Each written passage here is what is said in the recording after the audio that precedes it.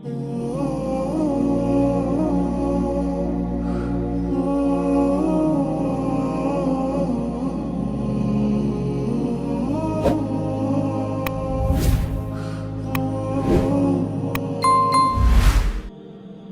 کے معاشرے کا سب سے بڑا المیہ یہ ہے کہ گناہوں کے بعد ہمیں احساس گناہ نہیں ہوتا۔ گناہ ہو جانا ایک الگ سے بات ہے کہ انسان سے گناہ ہو جاتا ہے، غلطی ہو جاتی ہے، خطا ہو جاتی ہے، کوئی اللہ تعالیٰ کی حق میں کوئی معصیت ہو جاتی ہے، نافرمانی ہو جاتی ہے، حکم عدولی اور بغاوت ہو جاتی ہے۔ لیکن اس کے ساتھ ساتھ جو میں عرض کر رہا ہوں کہ سب سے بڑا المیہ یہ ہے اور سب سے زیادہ افسوس کی بات یہ ہے کہ گناہ کرنے کے بعد ہمیں احساس گناہ نہیں ہوتا، اور یہ ان گناہوں سے بڑا گناہ ہے۔ صحابہ کرام نے پوچھا، یا رسول اللہ صلی اللہ علیہ وسلم، ایمان کی نشانی کیا ہے؟ آپ صلی اللہ علیہ وسلم نے فرمایا کہ گناہ کے بعد دل میں اس کا کھٹکا اور احساس پیدا ہونا، یہ ایمان کی نشانی ہے۔ صحابہ کرام رضوان اللہ علیہم اجمعین سے اگر کوئی بشری تقاضوں کے مطابق کوئی 19-20 ایسی بات ہو بھی جاتی تھی، اول تو ہوتی نہیں تھی کہ وہ چونکہ رسول اللہ صلی اللہ علیہ وسلم کے تربیت یافتہ اور آپ صلی اللہ علیہ وسلم کے شاگرد تھے، اگر کبھی کبھار کوئی ایسا مسئلہ ہو بھی جاتا تھا، جیسا کہ حدیث مبارکہ میں ایک صحابی رسول صلی اللہ علیہ وسلم کا واقعہ آتا ہے جن کا نام حضرت ثعلبہ بن عبد الرحمن تھا۔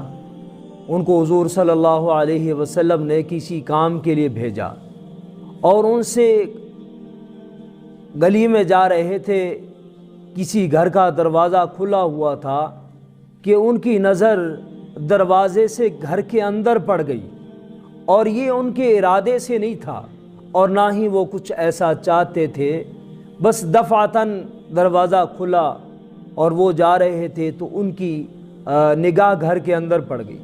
انہوں نے دیکھا کہ ایک عورت ننگے سر بیٹھی ہے۔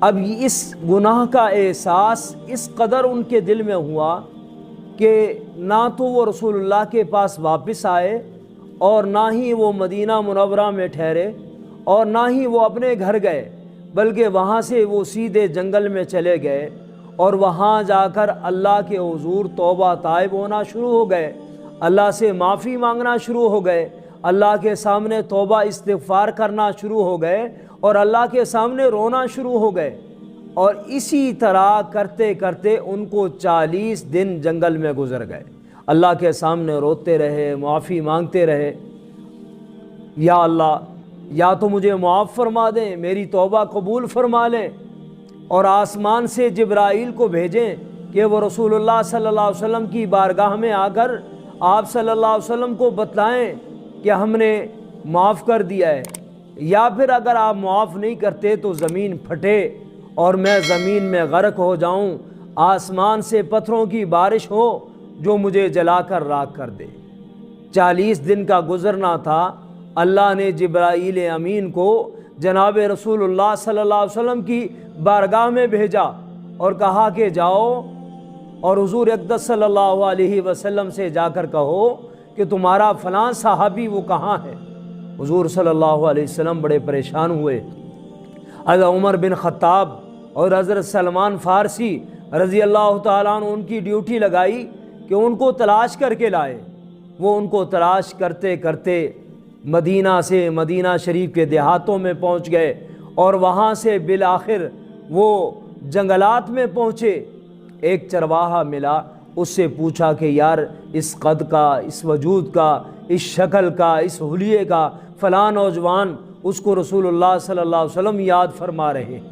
اس نے کہا کہ میں نے دیکھا ہے بالکل جنگل میں ایک نوجوان خوبصورت لمبے قد کا، خوبصورت گورے چہرے والا، رات کو جنگل سے نکلتا ہے، اللہ کے سامنے زور زور سے روتا ہوا نظر آتا ہے، ہچکیاں لیتا ہوا نظر آتا ہے۔ کہا بالکل وہی ہے۔ حضرت عمر فاروق رضی اللہ تعالیٰ عنہ، حضرت سلمان فارسی رضی اللہ تعالیٰ عنہ کو لے کر وہاں جنگل میں گئے۔ آدھی رات کا وقت ہوا، جنگل سے نکلے روتے ہوئے اور اسی طرح توبہ استغفار کرتے ہوئے۔ حضرت عمر فاروق رضی اللہ تعالیٰ عنہ نے پیچھے سے جا کر ان کے کندھے پر ہاتھ رکھا۔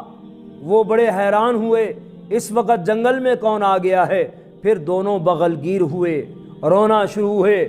وہ کہنے لگے حضرت عمر سے، عمر مجھے یہ بتلائیے کہیں رسول اللہ صلی اللہ علیہ وسلم میرے گناہ سے آگاہ تو نہیں ہو گئے، مطلع تو نہیں ہو گئے، حضور صلی اللہ علیہ وسلم کو میرے گناہ کی خبر تو نہیں ہوئی؟ انہوں نے کہا ایسی کوئی بات نہیں ہے، البتہ رسول اللہ صلی اللہ علیہ وسلم تمہیں یاد فرما رہے ہیں۔ کہا میں تمہارے ساتھ جانے کے لیے تیار ہوں، لیکن ایسے وقت میں کہ جب رسول اللہ صلی اللہ علیہ وسلم نماز کی حالت میں مصروف ہوں، میں پیچھے جا کر کھڑا ہو جاؤں، اس لیے کہ میں ان آنکھوں سے اور اس چہرے کے ساتھ رسول اللہ صلی اللہ علیہ وسلم کے سامنے جانے کے قابل نہیں ہوں، مجھ سے اس قدر گھناؤنا اور اس قدر بڑا گناہ ہو گیا ہے۔ بالآخر یہ لے کر ان کو پہنچے، فجر کی نماز تھی، مصلی رسول پہ، مسجد نبوی کے مصلی پہ جناب رسول اللہ صلی اللہ علیہ وسلم کھڑے فجر کی نماز پڑھا رہے تھے۔ یہ دونوں حضرات بھی نماز میں شریک ہوئے، یہ صحابی بھی جا کر مصلی پہ کھڑے ہوئے اور نماز کی حالت میں بے ہوش ہو کر گر پڑے۔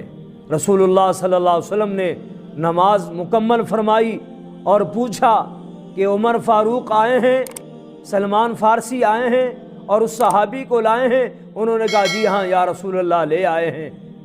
کہاں ہیں؟ کہا یہ پیچھے بے ہوش ہوئے پڑے ہیں۔ حضور صلی اللہ علیہ وسلم وہاں تشریف لائے، ان کا سر اٹھا کر گود میں رکھا، ان کو ہوش میں لائے اور ان سے جا کر کہا ایک طویل عرصہ ہو گیا ہے تمہیں بیوی بچوں سے جدا ہوئے، گھر جاؤ۔ یہ صحابی گھر گئے اور ایک ہفتہ تک بیمار رہے، شدید بیماری کی حالت میں حضور صلی اللہ علیہ وسلم کو اطلاع کی گئی یا رسول اللہ وہ شدید بیمار ہیں۔ آپ صلی اللہ علیہ وسلم ان کے پاس گئے، پھر انہوں نے حضور صلی اللہ علیہ وسلم کی گود میں اپنا سر رکھے ہوئے اپنی جان آفرین کے سپرد کر دی اور آخری وقت میں بھی کہہ رہے تھے یا رسول اللہ صلی اللہ علیہ وسلم اللہ سے میری سفارش کر دیجئے، میری ان آنکھوں سے زنا ہو گیا، میں ان آنکھوں سے غیر محرم عورت کو دیکھ بیٹھا ہوں۔ حضور صلی اللہ علیہ وسلم نے فرمایا کہ اللہ نے تمہیں معاف کر دیا ہے۔